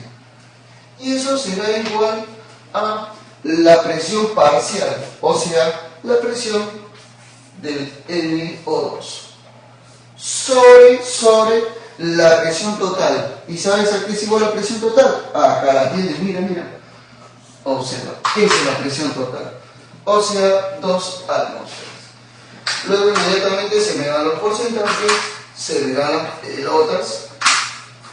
Octava 1, octava 2, se me dan los patos horriblemente y te queda que la presión parcial del óxido de nitrógeno será igual a ¿qué? A 1 atmósfera. Claro, o sea, la presión parcial del dióxido de nitrógeno es eso, ¿no? 1 atmósfera. Tal y como lo puedes ver, recontra facilísimo y sencillísimo. La clave sería entonces la de dedito, tal y como lo puedes ver. Nada más, así nomás tenías que hacerlo. ¿Te das cuenta, sí o no? Por eso sigue viendo nuestros videos, nuestros tutoriales. Tienen videos muy interesantes de química, de los cuales puedes seguir practicando y aprendiendo todo lo que es el equilibrio químico. Marca la secuencia correcta de verdadero o falso para la estructura. Tenemos acá la estructura, la cual lo vamos a dibujar mejor porque acá no está muy bien dibujado, déjame decirte. Nos dice, la cadena principal tiene 8 átomos de carbono, la estructura presenta 10 átomos de carbono secundarios. 3.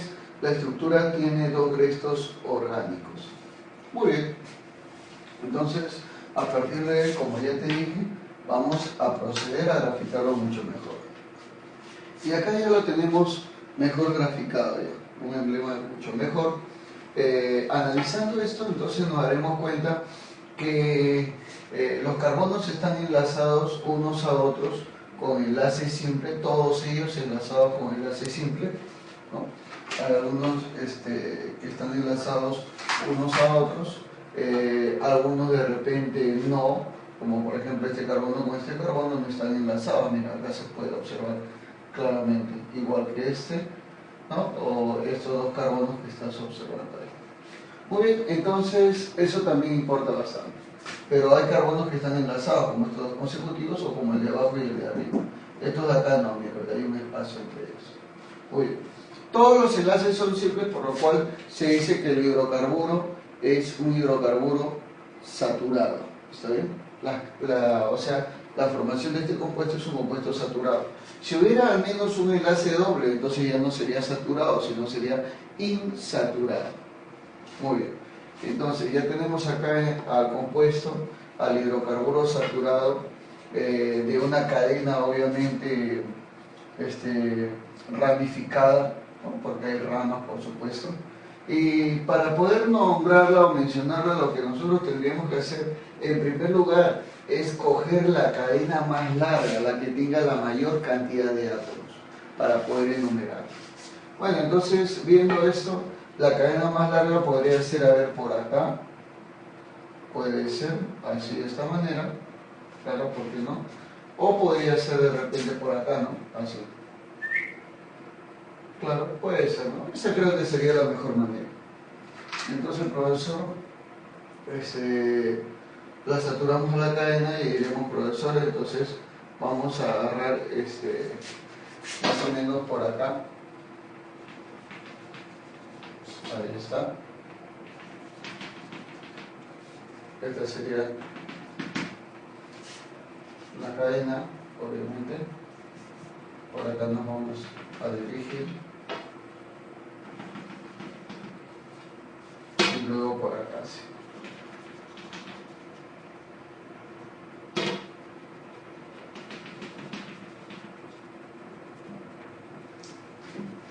Luego vamos a bajar por acá.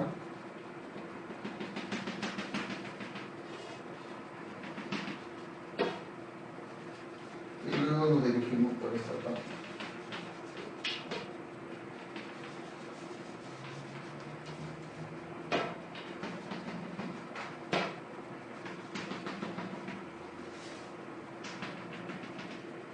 Ahí está.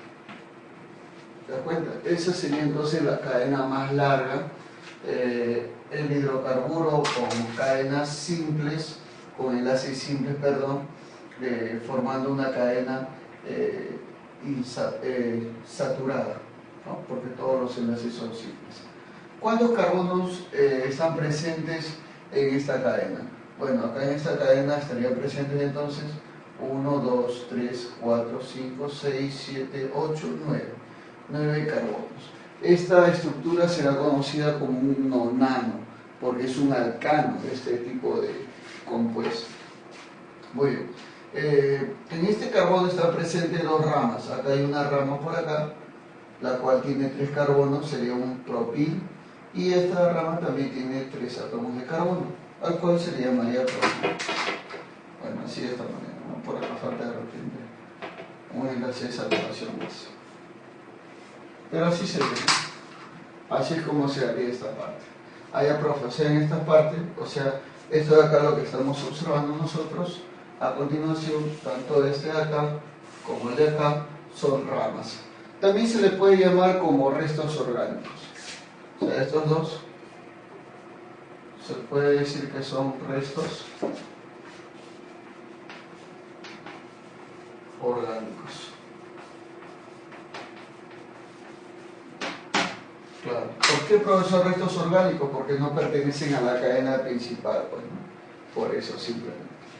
Muy bien, entonces vamos a ver. Profesor, acá me dice que la cadena principal tiene 8 átomos de carbono. Eso es totalmente incorrecto, porque la cadena principal tiene 9 átomos de carbono. O sea, la primera proposición es recontra falsaza. Segunda dice, la estructura presenta 10 átomos de carbono secundarios. Profe, ¿qué cosas son los carbonos secundarios? Son aquellos carbonos que están unidos a otros 2 carbonos. Esos son los carbonos secundarios. Como por ejemplo este carbono está unido a 2 carbonos. Entonces este es un carbono secundario. ¿Te das cuenta? Este también está unido a 2 carbonos. Sería carbono secundario. Profe, este también está unido a 2 carbonos. A este carbono y este acá. Secundario. Profe, este acá no. Este está unido a 4 carbonos. Este es un carbono cuaternario. Este, profe, sí, este solamente está unido a 2 carbonos. Secundario. Profe, este también es secundario porque está unido a 2 átomos de carbono. Así como el de acá. También es secundario porque está unido a 2 átomos de carbono. Y este de acá es primario porque está unido a un solo átomo de carbono. Muy bien, profe.